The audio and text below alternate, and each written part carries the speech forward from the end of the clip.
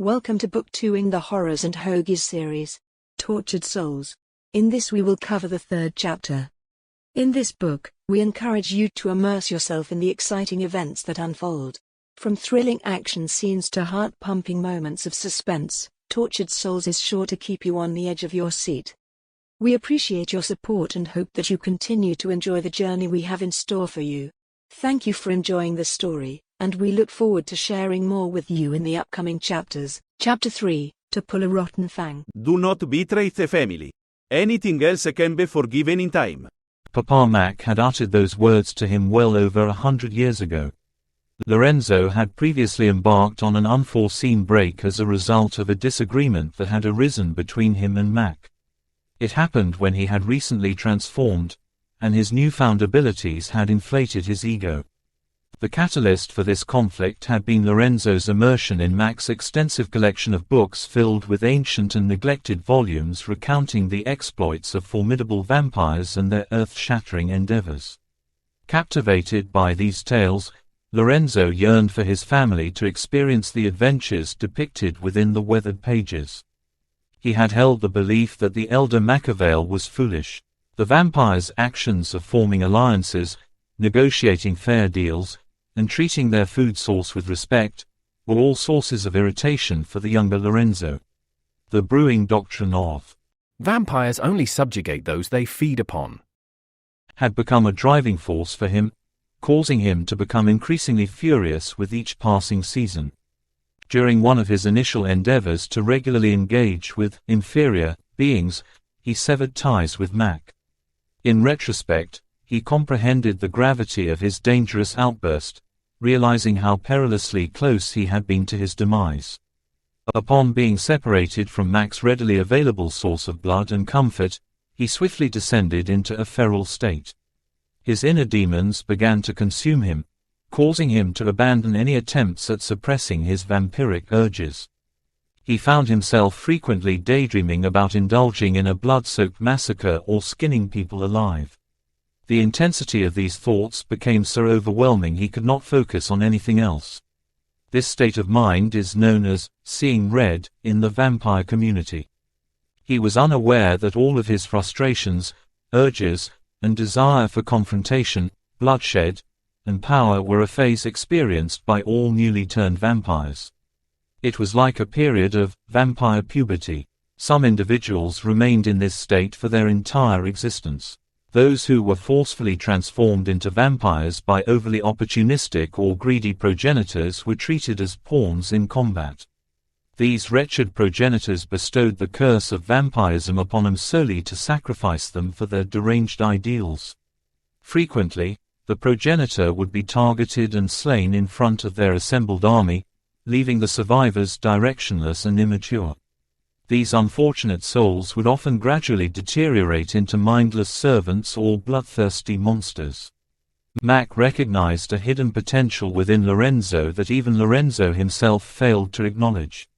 He graciously embraced him into the family after rescuing him from his self-destructive tendencies following the demise of his sire at the hands of a priest. However, as time passed, Lorenzo's anger grew increasingly unmanageable, leaving him devoid of any means to channel or release it. During his absence, he engaged in numerous abhorrent actions. He allowed his primal instincts to dominate his behavior as he ruthlessly eliminated countless lives throughout rural areas. He indulged in the euphoria derived from these acts, allowing it to engulf his essence. However, the culmination of his malice was halted by the intervention of a feeble elderly woman.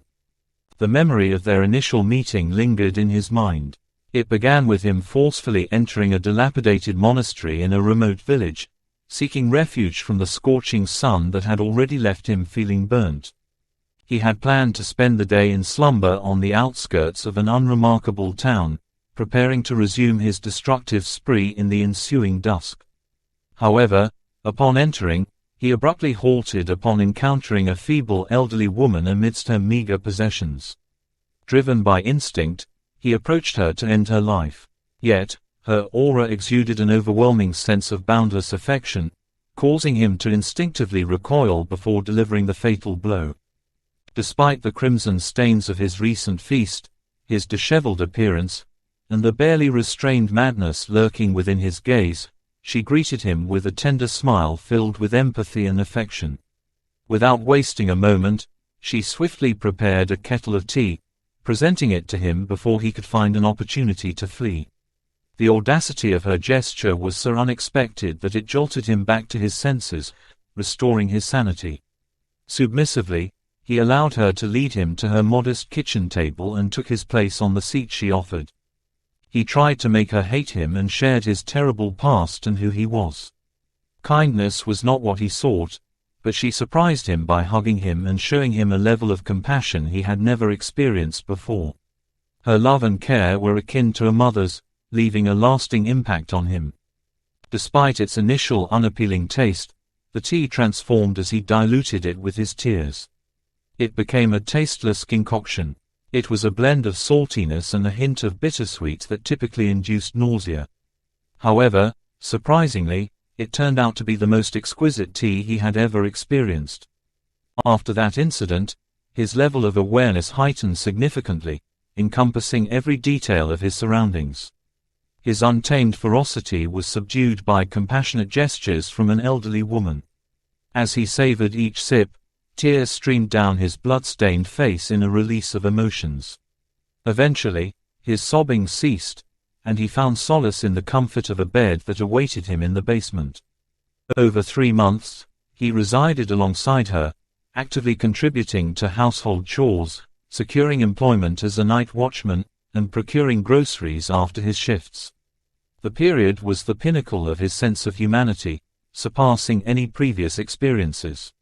Engaging in extensive dialogues, strolling amidst the towering blades of grass during twilight, and mutually divulging their life stories, they swiftly formed a close-knit familial bond within this fleeting time frame. On the final evening of her existence, he recollected tending to the garden. His attention was drawn upwards by the resonating echo of the recently installed door of the cloister shutting, a door he had personally replaced after inadvertently damaging it. A swift glance revealed the departure of an unfamiliar man from the premises. It unsettled him, as visitors were an exceedingly rare occurrence. Without hesitation, he abandoned his gardening and approached the intruder, contemplating offering assistance. As he closed in on the man, he announced his presence with a courteous yet assertive greeting. "May I be of assistance, sir?" The intention was to initiate an inquiry, but as soon as the man pivoted to meet his gaze, any thoughts of interrogation dissipated. He stood before Death. Death was impeccably attired, blending seamlessly with the ordinary passersby on the rural lanes. His serene countenance exuded both tranquility and certainty of his purpose. Lorenzo inhaled deeply, seeking solace for his frayed nerves. The arrival of the Reaper signified the culmination of his obligations. Reflecting upon a lifetime marred by turmoil and bloodshed, Lorenzo braced himself for the impending judgment, fully aware of its severity.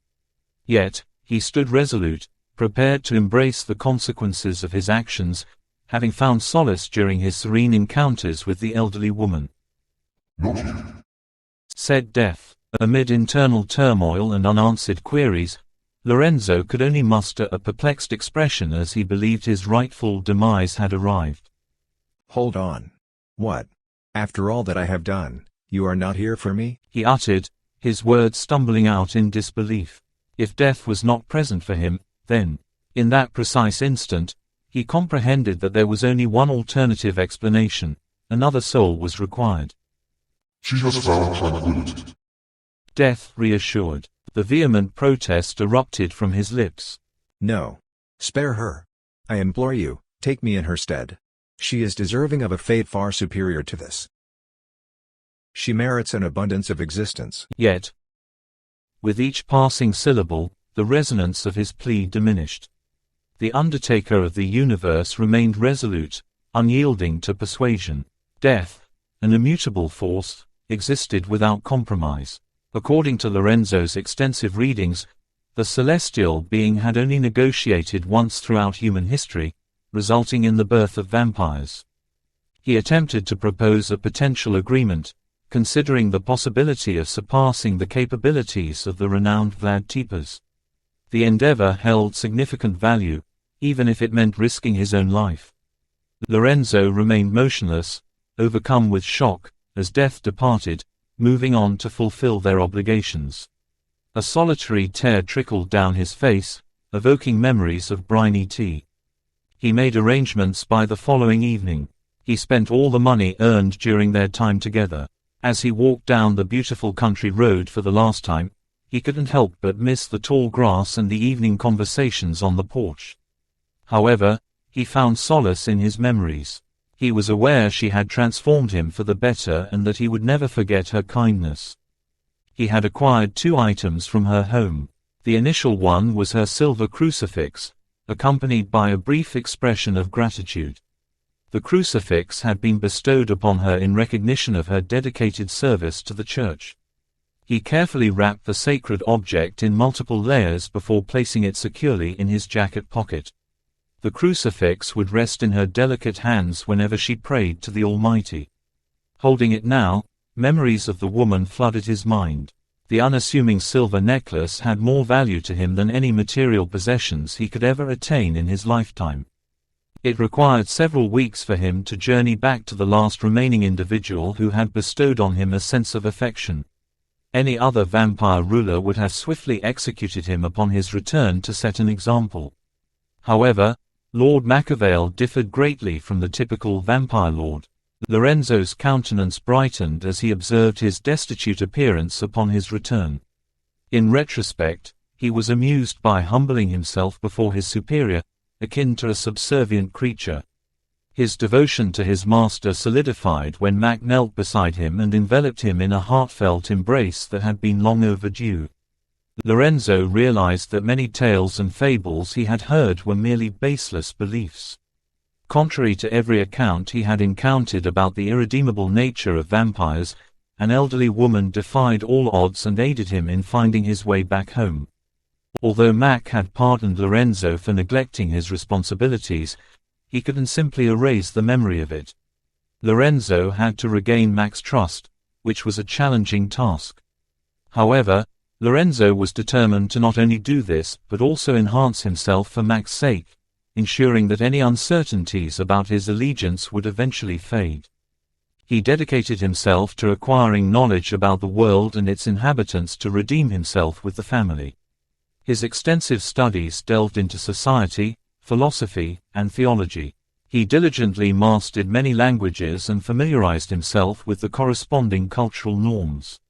With every new lesson, Mac encouraged him, ultimately witnessing his remarkable transformation from a disgruntled youngster to an exemplary role model. The fruits of his labor were realized when he received an invitation to accompany Mac on his nightly estate tours. Among their frequent discussions, a prominent subject was the individuals they encountered. Machiavel's affection for his chosen family surpassed all others. Yet unlike any other vampire Lorenzo had encountered, he also demonstrated genuine concern for those who resided and worked on his vast estates. In conventional vampire courts, such as the so-called progressive French courts, individuals known as thralls and resident humans were consistently disregarded. Mac's court included anyone possessing sufficient talent to contribute to his operations as a shadow broker. This was regardless of whether they were vampire, thrall, human, or otherwise. While his operational meritocracy was contrary to the inclinations of his peers, its remarkable efficacy served as a testament to its value. Machiavel's extensive network of spies infiltrated various courts, cities, and crime syndicates, spanning 100 miles in all directions.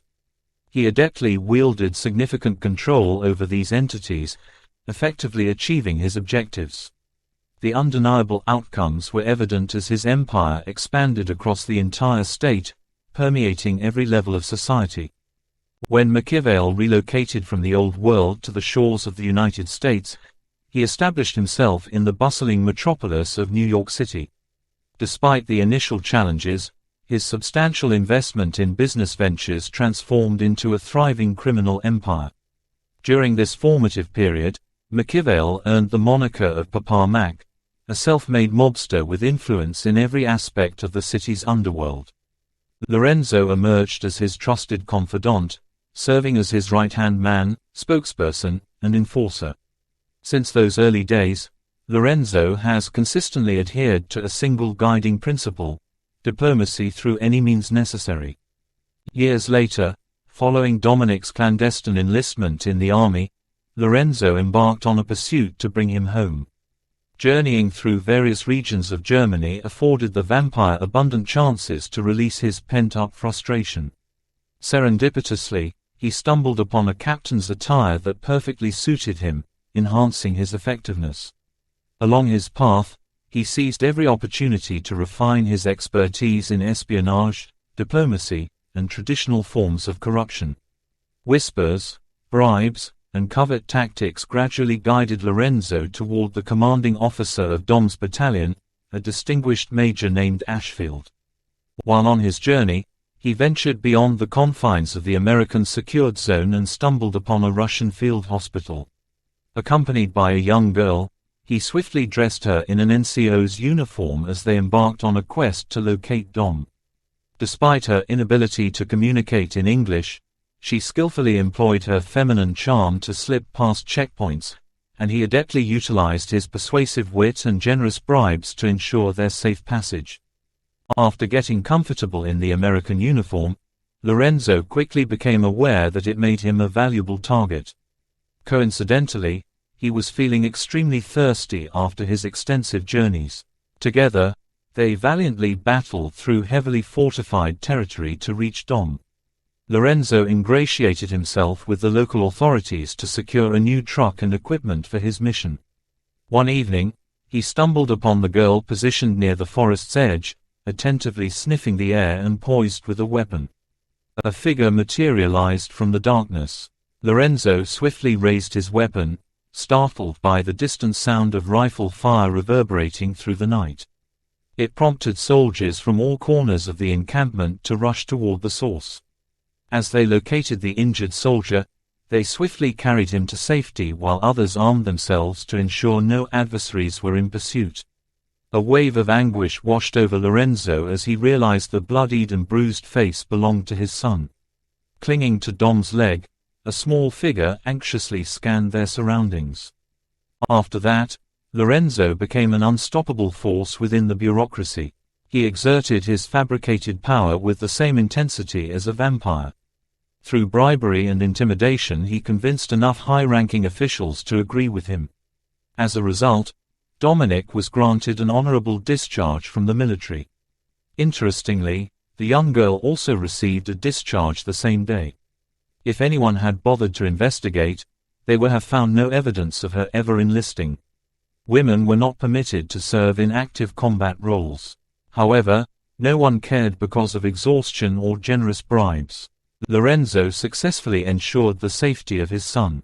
The fabricated captain persona met its demise while fulfilling his duty, leaving behind a remarkable spectacle. The vampire couldn't resist appreciating the dramatic display, all while strategizing his return home before Dom.